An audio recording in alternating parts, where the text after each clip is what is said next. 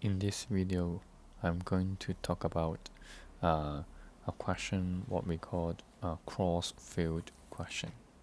So the crossed field includes the magnetic field and also an electric field. So consider a positively charged particle which enter uniform magnetic field as shown here, which is pointing into the paper. According to the skill that we have learned before, for positively charged particle, when it is moving to the right, it represents a current which is also flowing to the same direction, that is on the right. So now you can see for this charged particle, it experiences a magnetic field which is pointing into the paper, and it represents a current which is pointing to the right, according to the Fleming's Left-hand rule. So the force, a magnetic force will be induced upward, as shown here. So this charged particle should flow in this way, since there should be an upward force acting on it. So however, this charged particle can go straight in this way. So what is the possible situation underneath?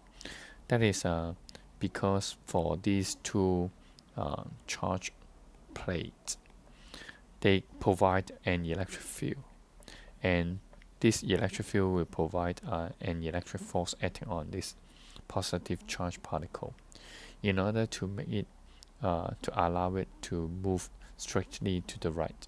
So the only possible situation will be there should be an electric force which is pointing downward.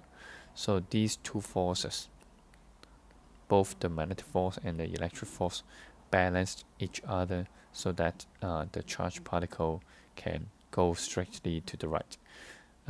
Please notice that for this kind of question, it is quite often that the gravity is negligible. So now, in order to produce an electric force which is pointing downward, that means the charge on the upper plate should be positive, while the charge carried by the lower plate should be negative, and they are these two plates produce an electric field in this way.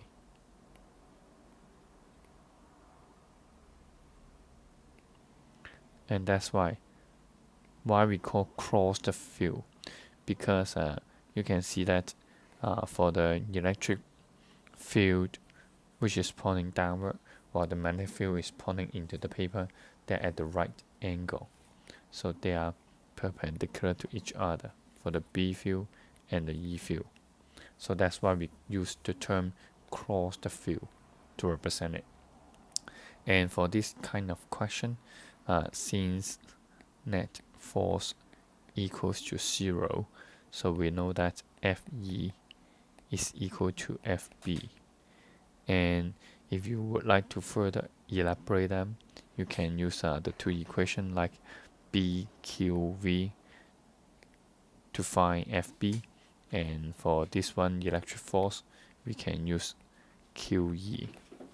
Then surprisingly, the amount of charge on this charged particle actually does not give a critical factor that will affect whether the charged particle will be deflected upward or deflected downward. Actually, when you have suitable values of electric field, magnetic field, and also they are in a certain speed, then no matter how large is the charge carried by this charged particle, the two forces can be balanced and it can move strictly to the right.